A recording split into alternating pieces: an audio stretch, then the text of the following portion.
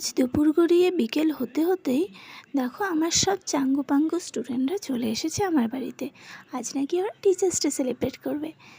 সবার আগে ওরা বেলুন ফুলিয়ে নিল, এবার এটা দিয়ে ওরা ডেকোরেশন শুরু করবে। সো হ্যালো বন্ধুরা, চলে এসেছি আমার উত্তরের কন্যা চ্যানেলে নতুন ভিডিও নিয়ে। এই দেখো ওদের বেলুন ফুলানো মোটামুটি কমপ্লিট।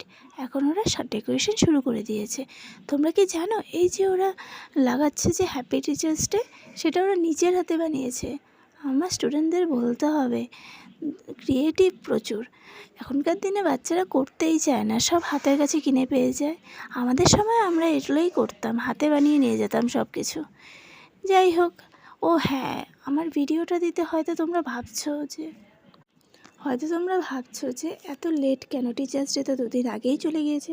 কিন্তু কী করবো বলো, সময় পাইনি দুদিন ধরে, এত বিজি ছিলাম। যাই হোক, আজ ভিডিওটা পড়ে থাকতে দেখে ভয়েস দিয়ে দিলাম।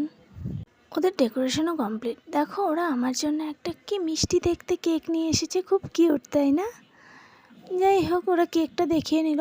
এখন ওদের আরও নাকি 1-2 জন আসা বাকি, তাই ওরা কি করবে ভাবছে, গেম খেলা শুরু করে দিয়েছে। আবার নিজেদের মধ্যে দেখো কেক কাটাও প্র্যাকটিস করছে। কেউ আবার পাঞ্জার লড়াই করছে, কে কাটছে কত শক্তিশালী, এটা দেখার জন্য।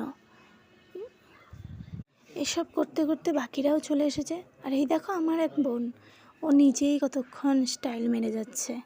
তো ফাইনালি ওদের সব কিছু যখন রেডি, আমাকে ডেকে নিচ্ছে কেক কাটার জন্য। আমার একটু কেমন জানি লাগছে, যদিও এর আগে যখনই হয়েছে মা সবসময় কেক কেটেছে বা মা মেন সেন্টারে ছিল।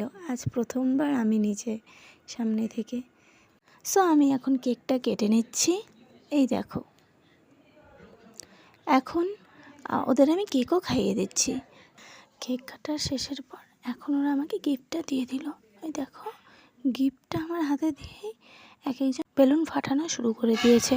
কে কার আগে ফাটাবে, দেখো ব্রেঞ্চের উপরও উঠে গিয়েছে। এখন আমি গিফটটা খুলে নিচ্ছি। এই দেখো, ওরা আমাকে দিয়েছে একটা ঘড়ি, কি সুন্দর তাই না? ও হ্যাঁ, আমার একটা ভাইও এসে সকালবেলা আমাকে গিফট দিয়ে গেছে। ওর গিফটটা দেখো, একটা ছোট্ট সুন্দর কফি মাগ।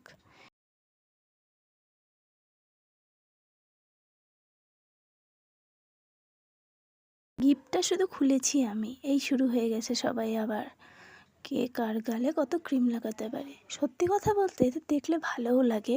আমরাও যখন ছোট ছিলাম আমরাও এরকম করতাম, কিছু কিছু পুরনো স্মৃতি মনে পড়ে যায়। যাই হোক, আমি এইসব বাদরামো কমানোর জন্য এখন ওদের জন্য কিছু স্ন্যাক্সের ব্যবস্থা করেছিলাম, সেটাই দিয়ে দিলাম। এসব দিতে দিতেই তাও দেখো এদের দুষ্টামি কমে না, যে যত পারছে করে যাচ্ছে। এই দেখো, এর মধ্যে ভাইও আবার এসে আমাদের গিফট দিয়ে গেল।